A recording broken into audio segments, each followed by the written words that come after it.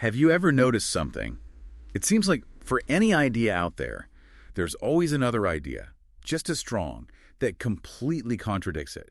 What if, and hear me out on this, what if that's not just some kind of flaw in our thinking, but a fundamental part of how we actually figure things out?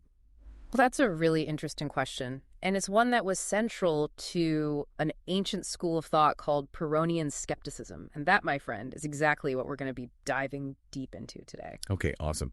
So today's deep dive, Pyrrhonian Skepticism. And we're going to be exploring this through primarily the writings of Sextus Empiricus. And, you, our listener, you've expressed a real interest in these big foundational ideas in philosophy.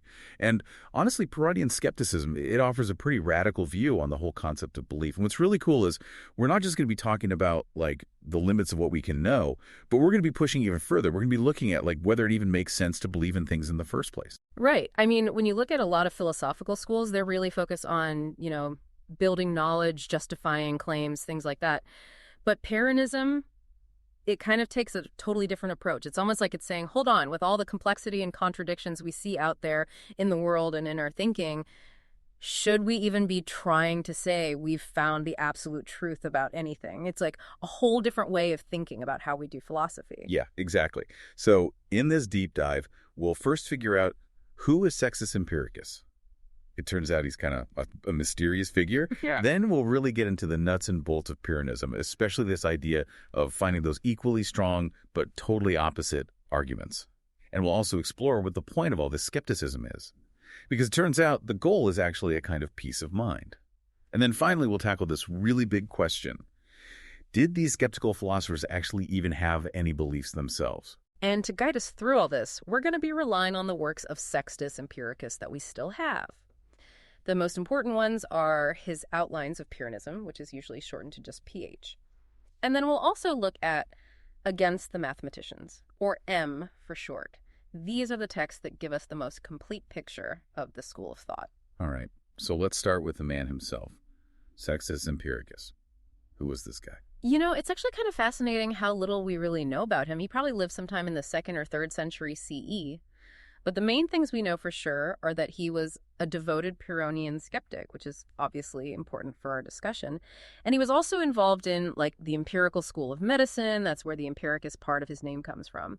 And it's interesting because in his own writing, in PH, Book 1, Section 236, he actually points out the similarities between Pyrrhonism and empiricism. But he hints that maybe Pyrrhonists are even closer in their thinking to the Methodist school of medicine. And this is something that scholars still debate today. Wow. So he was a doctor, but also a skeptic about pretty much everything. It's kind of a fascinating combo, right? And apart from his philosophy and medicine, we don't really know much about him. Yeah, you're exactly right. We don't even know for sure when and where he was born or died. Historians estimate his life could have spanned anywhere from around 100 CE to the first half of the 3rd century. Some people even think he was a really influential thinker by the late 2nd century. But honestly, the historical record is pretty quiet about the details of his life. So the philosophy lives on, but the philosopher himself, he's like this mysterious figure. Yeah. So let's talk about what he left behind, his writings. We know about 2 of his major works, right? Yeah. His 2 main surviving works are Outlines of Pyrrhonism, which we already mentioned, that's the PH. And then there's Against the Mathematicians, or M. The Outlines of Pyrrhonism is organized into 3 books. Book 1 gives a really thorough overview of Pyrrhonian skepticism. It lays out the basic ideas, what it is, how it works, the different modes they use to argue their points, the specific phrases that skeptics use, and really importantly, how it's different from other philosophies. And then books 2 and 3, those take the theory and show you how it works in practice by giving counter-arguments to what other philosophers were saying about logic, physics, and ethics. Okay, so that makes the structure pretty clear. PH is kind of like the guidebook to what Pyrrhonian skepticism actually is. What about Against the Mathematicians? Just the title makes it sound like he's taking on all of knowledge. Yeah, he's pretty ambitious with that one. M is much longer than PH. It has 11 books. And sometimes people actually consider it to be 2 separate works.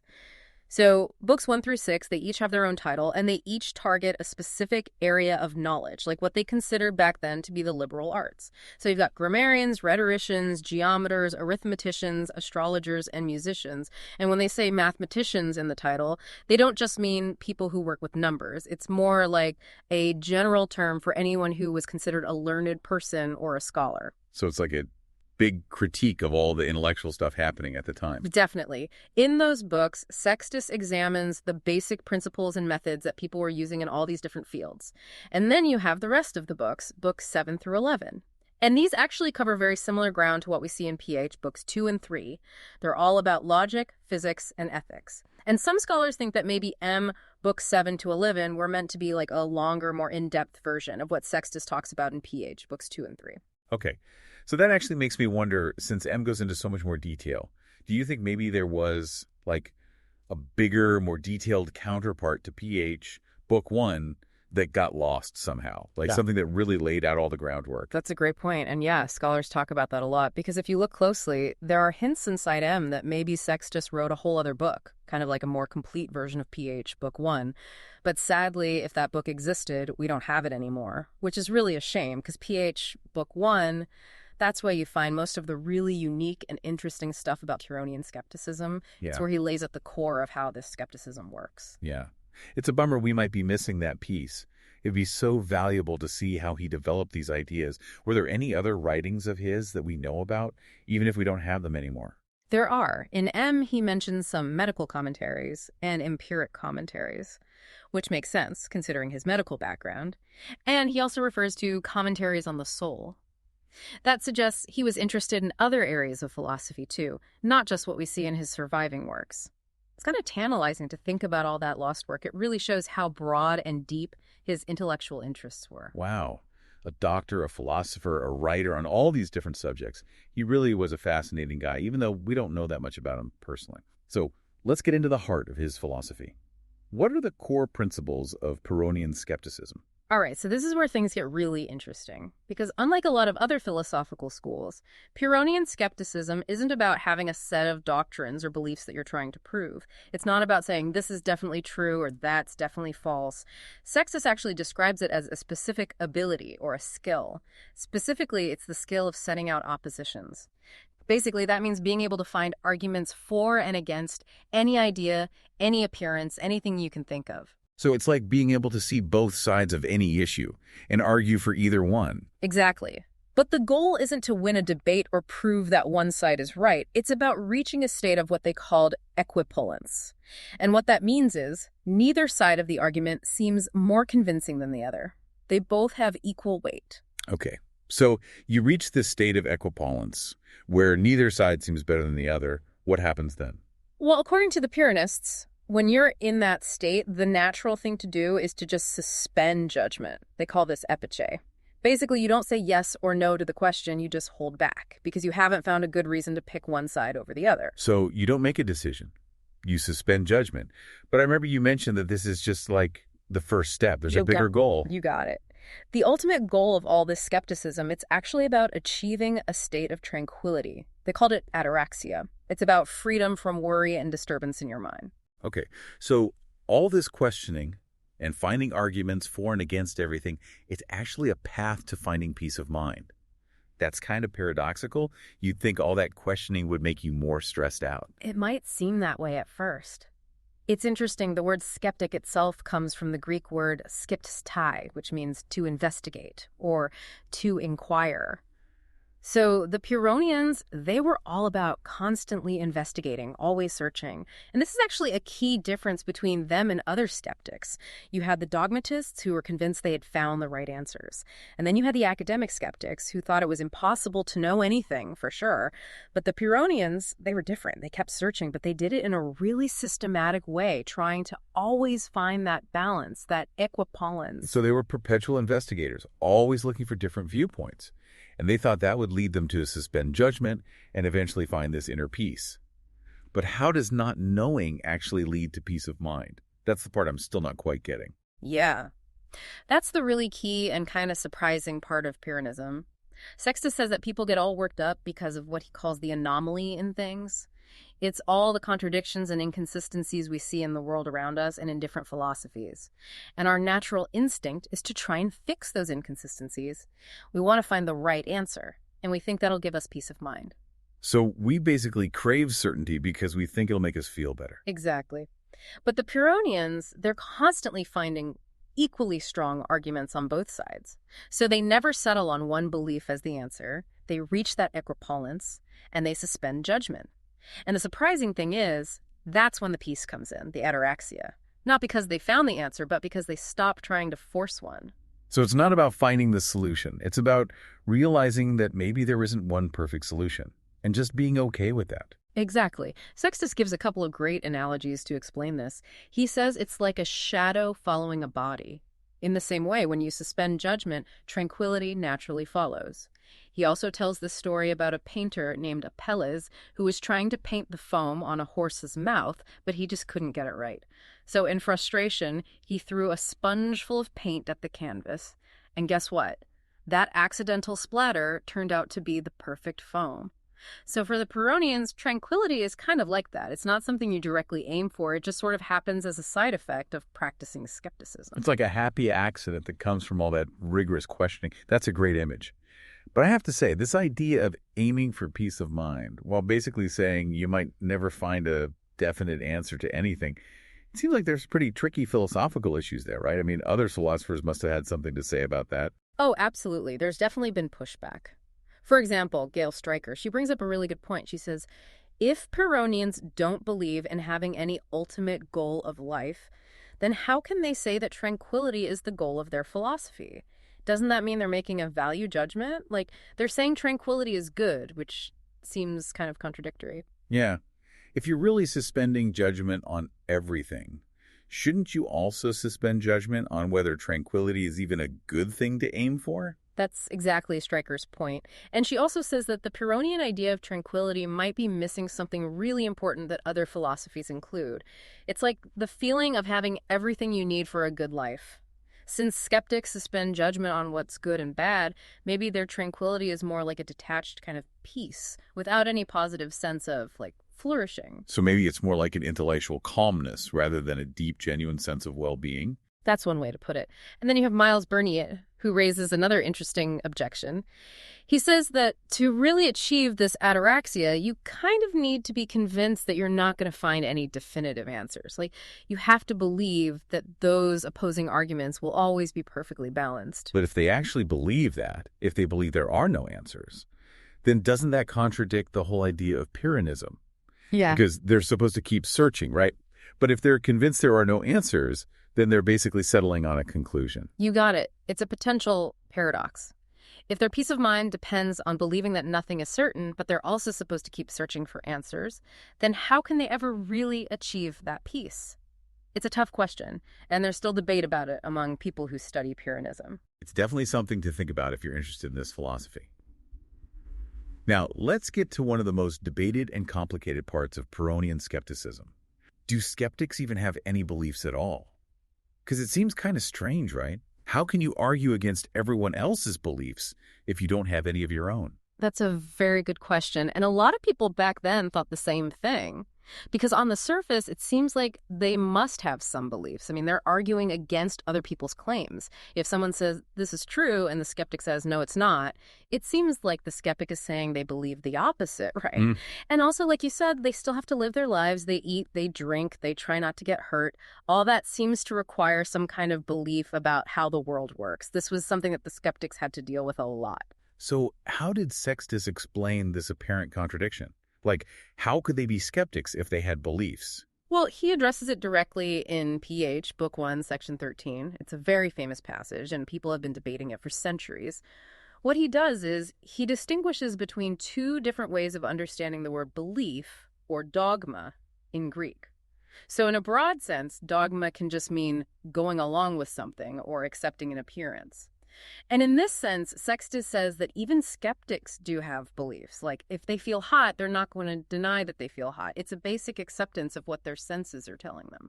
So they acknowledge their feelings and sensations, but they don't necessarily make any claims about what's causing those feelings out there in the world. Exactly. But then there's a narrower, more technical meaning of belief or dogma. And this is when you assent to something that's not immediately obvious, something that requires investigation and reasoning. And in this sense, the Pyrrhonians say they don't have beliefs. They don't commit to anything that goes beyond their direct experience. So it depends on where the belief comes from. Beliefs that come from your immediate experience are okay, but beliefs that you get through reasoning about things you haven't directly observed, those are off limits. That's the basic distinction. But the problem is, that passage in PH, Book 1, Section 13, it's pretty hard to interpret. And scholars have had a lot of different opinions on what Sextus actually meant. One interpretation, put forward by Michael Freyd, is that Sextus is basically saying that Pyrrhonian skeptics do have a lot of beliefs, but in that broader sense. They have enough beliefs to function in the world and live normal lives. And he says these beliefs come from accepting what our senses tell us. We can't really help but believe what we see and hear and feel, right? It's like an automatic thing. And he gives examples of these kinds of beliefs, doesn't he? Yes. He talks about things like believing it's daytime when you see the sun, or knowing that 1 + 1 = 2, or feeling hungry and believing you should eat something, or even following social customs and traditions. The key for Freyd is that these beliefs don't come from, deep philosophical arguments or scientific theories. They come from our senses, our natural instincts, and our upbringing. So the skeptic is fine with operating in the world based on everyday experiences and social norms, but they don't go around making big pronouncements about the ultimate nature of reality. Yeah, that's a good summary of Freyd's view. And there are definitely other parts of Sextus's writing that support this. He talks about following customs and laws, granting the existence of numbers for practical purposes, and even making predictions based on what's happened in the past, like expecting fire when you see smoke. But I'm guessing not everyone agrees with Freyd's interpretation. Didn't Barnes and Burney have a different take on this? You're right. They went in a much more radical direction. They said that Pyrrhonian skepticism means rejecting all beliefs, even those basic ones that come from our senses. They said that when Sextus talks about assenting to appearances, he just means that skeptics acknowledge how things seem in the moment, but they don't actually believe anything about it. They just kind of register the experience without saying it's true or false. So when a skeptic says, honey seems sweet to me, they're not actually saying they believe honey is sweet. They're just describing their experience. That's how Barnes and Burney see it. And their main argument is that to have a belief, you need to have some way of knowing if your belief is true. You need a criterion of truth. But the skeptics, they question whether we can ever have a reliable criterion of truth. So according to Barnes and Burney, they have to reject all beliefs, even those that seem totally obvious based on our senses. Wow, that seems like a really tough way to live.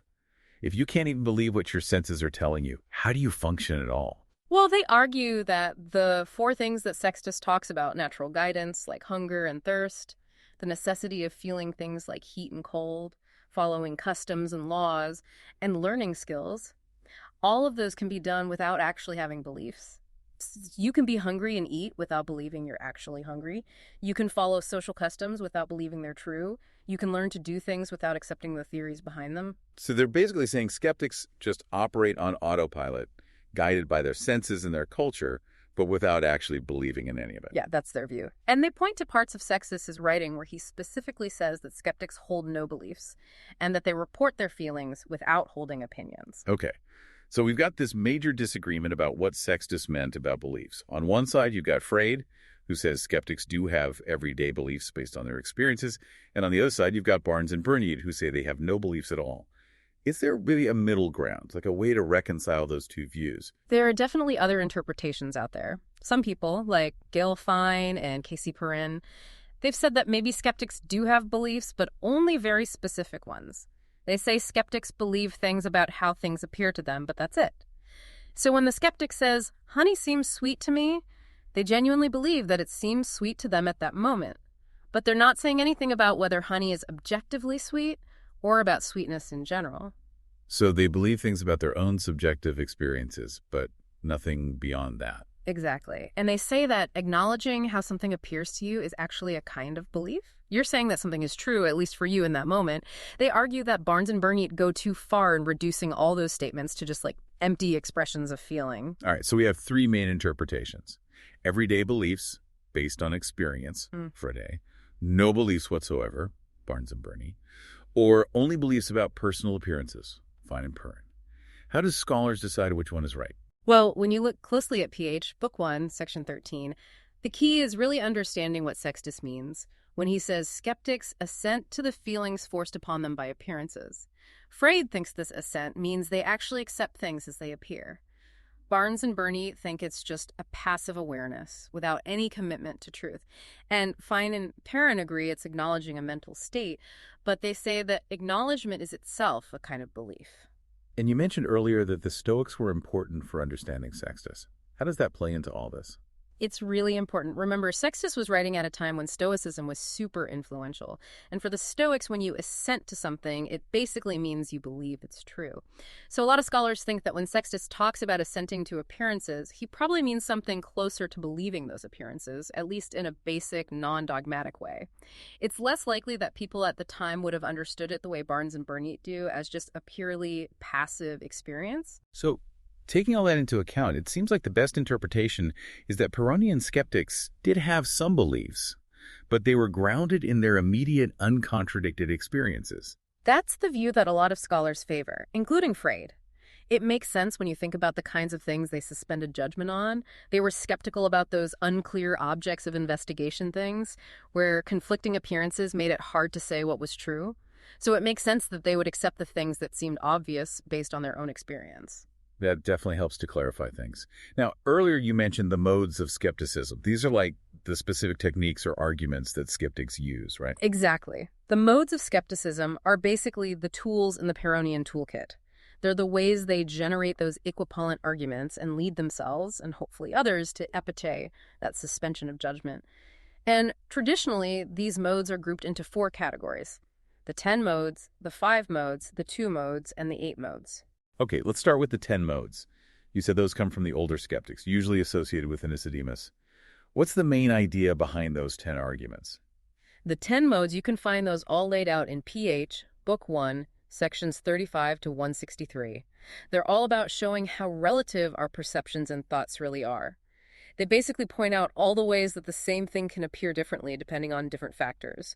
So you've got differences between animals, differences between individual people, differences in how our sense organs work, the effect of different situations, whether something is near or far, how things are mixed together, the quantity of something, the way something is prepared, how things relate to each other, whether we encounter something often or rarely, and even our own pre-existing beliefs, customs, and cultural stuff. The point of going through all these 10 modes is to make you realize that there's no single objective truth about how things are. Everything we experience is filtered through our own unique perspective. That's quite a list. So how would a skeptic actually use these 10 modes in an argument? Their main purpose is to show that there are conflicting appearances or judgments about the same thing. Like, perfume might smell good to us, but it might smell bad to a dog. Honey might taste sweet to you, but bitter to someone who's sick. A tower might look round from far away, but square up close. By pointing out all these contradictions, the skeptic is trying to create equally strong arguments for opposite views. So they're not saying our senses are always wrong. They're just saying that there's no one right way to see things. Exactly. And when you're faced with those conflicting appearances and you don't have any good reason to choose one over the other, the Pyrrhonian response is to just suspend judgment. You don't say honey is sweet or honey is bitter. You just acknowledge that it can appear both ways. So the 10 modes are all about showing that we shouldn't be too quick to think our own perspective is the only right one. What about the 5 modes? Those were from the more recent skeptics, like Agrippa. Why are those considered more philosophically significant? The 5 modes, those are described in pH Book 1, sections 164 to 177. And those get even deeper. They challenge not just what we perceive, but the very ways we try to justify our beliefs. So the first one is dispute. That just means that people disagree all the time about pretty much everything. And if we can never agree on anything, how can we be sure anyone's right? Then there's infinite regress. That's the idea that any reason you give for believing something, you can always ask why again. And then you need another reason and another, and it never ends. Like those kids who keep asking why until you just give up. Exactly. And then there's relativity, which we already talked about with the 10 modes. Everything we see depends on our perspective. The fourth one is hypothesis. That's saying that all those big philosophical systems, they're all based on assumptions that they never really prove. And finally, there's reciprocity or circularity. That's when you try to prove something by using another claim that itself depends on the first claim. It's like a dog chasing its tail. So the 10 modes show us how our senses can be unreliable. But Agrippa's 5 modes, they go further. They attack the very way we think and argue.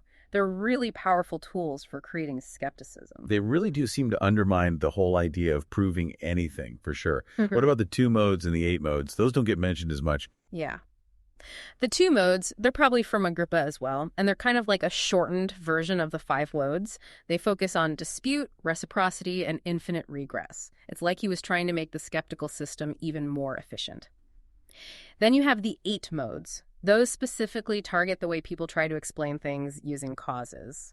The skeptic uses these modes to show that those explanations aren't as certain as they seem. But Sextus actually says that the 5 modes are the most important ones. They basically cover everything that the 2 modes and the 8 modes address, but in a more general way. So those are kind of less central to Pyrrhonism. Okay, so we have the 10 modes, which are all about the relativity of our senses, and the 5 modes, which attack the very way we reason. That gives us a pretty good idea of how these skeptics went about creating doubt.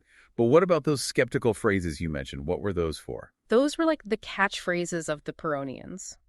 Sextus describes them in PH, Book 1, sections 187 to 209. And they're all about expressing that state of epache, that suspension of judgment.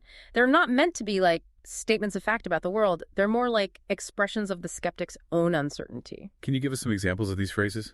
Sure. Some of the most common ones are no more, which means neither side of an argument seems better than the other, or perhaps, maybe, possibly, all those words that show you're not sure. And then you have things like I suspend judgment, I determine nothing, everything is undetermined, everything is inapprehensible, I have no apprehension. Opposed to every account, there is an equal account. So they're always hedging their bets, never making a firm statement about anything. Exactly. And Sextus makes it very clear that these phrases aren't meant to be like deep philosophical truths. They're just the skeptic's way of describing their own experience in the moment. When they say everything is inapprehensible, they're just saying that in their experience, they've never found anything that they could know for certain. So it's like a linguistic way of showing that they're always open to new information, always willing to change their mind. Now, Sextus also spent some time comparing Pyrrhonism to other schools of thought. Why was that so important to him? Yeah, he does. In PH Book 1, sections 210 to 241, he carefully distinguishes Pyrrhonian skepticism from a whole bunch of other philosophies that were around at the time. He talks about Heraclitus, Democritus, the Cyrenaics, Protagoras, the academic skeptics, and even the medical empiricists. It was super important for him to do this, to show that Pyrrhonism was its own unique thing, and not just some variation of something else. What were some of the key differences he pointed out? Well, first of all, he said that unlike some philosophers, like Heraclitus and Democritus, the Pyrrhonians didn't have any grand theories about how the universe worked. They weren't trying to explain everything. And then he really wanted to separate them from the academic skeptics. The academics were famous for saying that knowledge is impossible, but the Pyrrhonians didn't go that far. They were willing to keep searching, even if they were never sure they'd find the answer. And the comparison with the medical empiricists is interesting too, because the empiricists were all about learning from experience, but they would sometimes make claims about things they hadn't actually observed directly. The Pyrrhonians were much stricter. They only went by what they could see and experience for themselves. And funny enough, Sextus actually says that Pyrrhonism was closer to the Methodist school of medicine, which was also very focused on observation. So basically, Pyrrhonism was like its own independent movement. They weren't trying to build a system or prove any specific point. They just wanted to keep investigating and questioning everything and hopefully find some peace of mind along the way. Exactly. And then in the rest of PH, books 2 and 3, and in the corresponding parts of M, Sextus takes that skeptical approach and applies it to a whole bunch of philosophical topics that were hot topics back then. He covers logic, epistemology, physics, ethics. He's trying to show that you can apply skepticism to any area of thought. He talks about truth, evidence, proof, the existence of God, cause and effect, physical objects, time, numbers, good and bad, right and wrong.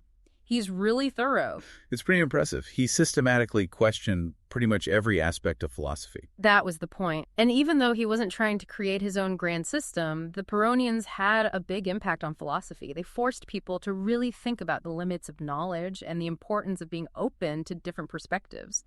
So that was a deep dive into Pyrrhonian skepticism. We've looked at Sextus Empiricus, his life, his writings, his philosophy. We talked about the core ideas of Pyrrhonism, the whole debate about whether they actually believed in anything, and the tools and techniques they used to suspend judgment.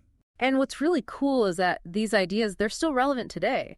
We live in a world with so much information, so many different opinions and perspectives, and sometimes it feels like it's impossible to know what to believe. Totally. And you, our listener, you're someone who loves philosophy, and you're interested in these fundamental questions. So we hope this deep dive into Pyrrhonian skepticism has given you some food for thought. And maybe the biggest takeaway from Pyrrhonism is that sometimes wisdom isn't about having all the answers. Maybe it's more about learning to live with uncertainty and being open to the possibility that we might be wrong. Now, for a final thought, we've talked about how the Pyrrhonians were all about finding those equipollent arguments, those equally strong arguments for and against everything. But how does that play out in today's world? When we're bombarded with information from all sides, does suspending judgment help us to think more clearly and make better decisions? Or does it just lead to paralysis, where we're so afraid of being wrong that we don't do anything at all? And what does it even mean to try and live?